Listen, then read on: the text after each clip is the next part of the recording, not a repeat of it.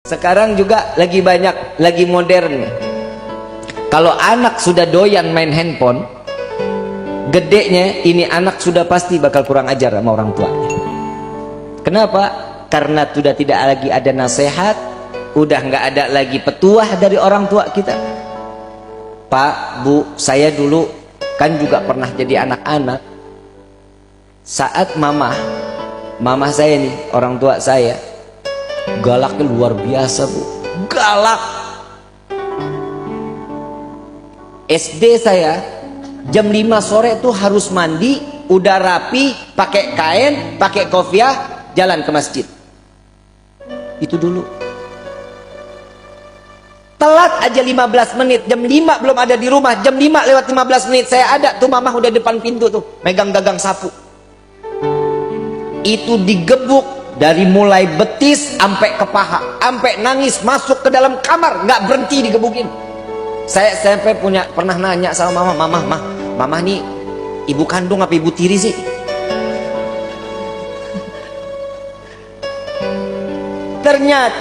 Ternyata itu obat.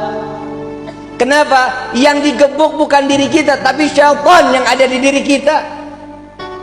Berasa sekarang ternyata didikan orang tua itu nggak pernah salah. Ada salah satu sahabat Nabi SAW, saat beliau punya istri, istrinya umur kandungannya 9 bulan. Saat ini anak lahir, ini sahabat lagi nunggu Nabi SAW dalam keadaan sakratul maut, dalam keadaan naza. Sampai Nabi meninggal, ada pembantunya datang, wahai sahabatku, istrimu telah melahirkan. Setelah pemakaman Nabi, ini sahabat pulang. Begitu pulang ngelihat, istriku sudah melahirkan, sudah. Apa anaknya? Laki-laki. Beri nama dia Muhammad, katanya. Dikasih nama Muhammad. Saat Muhammad kecil umur 1 tahun, setiap bangun malam, sepertiga malam, dibangunin tuh anak, suruh bengong ngeliatin bapaknya sholat. Setiap malam dibangunin. Kita tega nggak ngeliat umur anak setahun, kita bangunin suruh ngeliatin kita lagi sholat? Nggak bakal tega. Begitu 2 tahun, begitu juga dibangunin setiap sepertiga malam, setiap lagi sholat, nggak boleh dalam keadaan tidur, liatin bapaknya lagi sholat.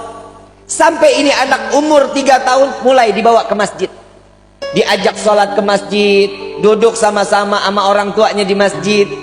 Sampai umur 5 tahun Muhammad sudah bisa menghafal Al-Quran. Muhammad sudah mengikuti sunnah Nabi. Puasa Senin Kemis nggak pernah lewat. Kadang puasa Nabi Allah Daud. Sunnah semua dijalani. Di Muhammad 5 tahun udah mulai pentes.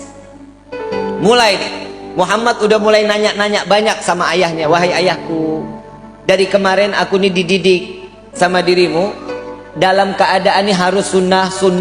Apa sunnah ini? Sunnah ini apa yang diajarkan oleh Nabi, itu yang kita jalani. Siapa Nabi itu? Nabi Muhammad SAW. Dia yang mana orangnya? Dibawalah si Muhammad kecil datang ke makam Nabi SAW. Inilah Nabi Muhammad. Dia telah meninggal dunia, iya. Tapi kenapa ajarannya harus terus kita jalani? Karena ajarannya yang bisa membawa kita saat dimana kita di sirat dapat masuk ke dalam surganya Allah. Mulai Muhammad faham, makin cinta. Bagaimana caranya ingin berjumpa dengan Nabi Muhammad? Maka timbulkan rasa cintamu kepada Nabi SAW. Ikutin, baca sholawat terus, dia sunnahnya, wajibnya terus dijalani. Sampai satu saat ayahnya nanya, ya Muhammad, sudah belum mimpi Nabi? Belum. Berarti engkau belum cinta kepada Nabi. Sampai suatu saat dengan mahabbah yang luar biasa, sampai netes air mata Muhammad, itu malam dimimpiin sama Nabi. Dimimpiin Nabi, dia bangun ketemu ayahnya. Ayah, malam ini aku berjumpa dengan Nabi. Engkau baru bermimpi, aku sudah berjumpa dengan Nabi Muhammad SAW.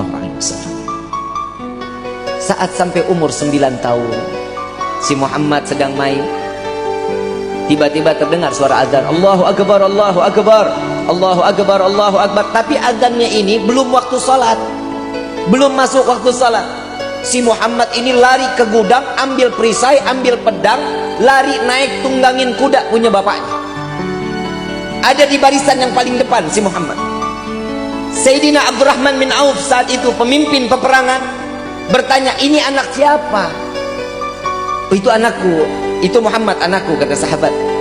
Bawa pulang, ini anak masih 9 tahun belum boleh ikut perang.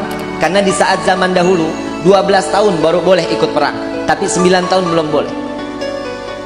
Begitu digendong si Muhammad kecil, ditanya, ayahnya ditanya, ya wahai ayah, bukankah engkau selalu mengajariku untuk menjalankan sunnah Nabi SAW? Iya. Lalu bagaimana dengan peperangan? Bukankah peperangan ini adalah salah satu sunnah Nabi SAW? Gak bisa ngomong bapaknya. Dilepas. Baik, bagaimana? Aku ingin berperang wahai ayah. Jalan. Jalan dia minta di barisan yang paling depan. Paman Abdurrahman, biarkan aku untuk ikut berperang bersama kalian, karena aku ingin menjalankan sunnah Nabi Muhammad SAW. Dengan niat menjalankan sunnah Nabi SAW. Di dalam riwayat, berkecamuklah peperangan tersebut. Muhammad dapat menebas kepala orang-orang musyrik saat itu 70 orang. Mati di tangan Muhammad, ditebas lehernya.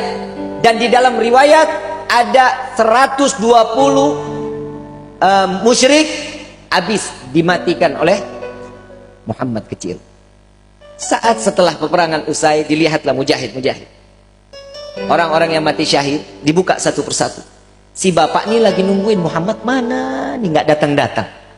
Soalnya dia barisan paling depan dan dia berlari paling kencang paling ke depan. Saat terakhir dia lihat Muhammad kecil, nggak taunya. Di dalam riwayat tersebut, Muhammad dalam keadaan terdapat anak panah, 180 anak panah melesat ke jasad Muhammad. Kepala sudah tinggal dengan kulitnya, kuping sudah nggak ada, tangan sudah nggak ada. Habis Muhammad, mati dalam keadaan yang cukup parah saat itu. Namun ayah dari Muhammad kecil tertawa melihat Muhammad. Sahabat bertanya, wahai sahabatku, apakah kau gila? Kau melihat sahabat engkau menangis, engkau melihat anakmu tertawa. Aku melihat sahabatku, mereka adalah penghuni surga. Aku merasakan bagaimana saat aku kelak di yaumil qiyamah, akankah aku berkumpul dengan saudara-saudaraku dan sahabat-sahabatku. Jika aku melihat anak aku tertawa, aku melihat dia sedang bermain dengan baginda Nabi Muhammad SAW. Ingat Bu, Pak, anak itu fitnah. Anak fitnah dunia, anak itu fitnah akhirat. Bagaimana sepak terjang seorang anak tergantung bagaimana orang tuanya. Jika orang tuanya baik, beribadah kepada Allah, ini anak spontan pasti bakal ibadah kepada Allah. Jika orang tua jauh daripada Allah, siap-siap anaknya pun akan jauh dari Allah.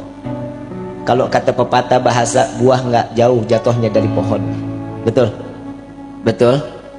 Kalau jauh berarti dia kebawa sama aliran sungai. Betul? Nah sekarang bagaimana sikap kita untuk nasehatin anak?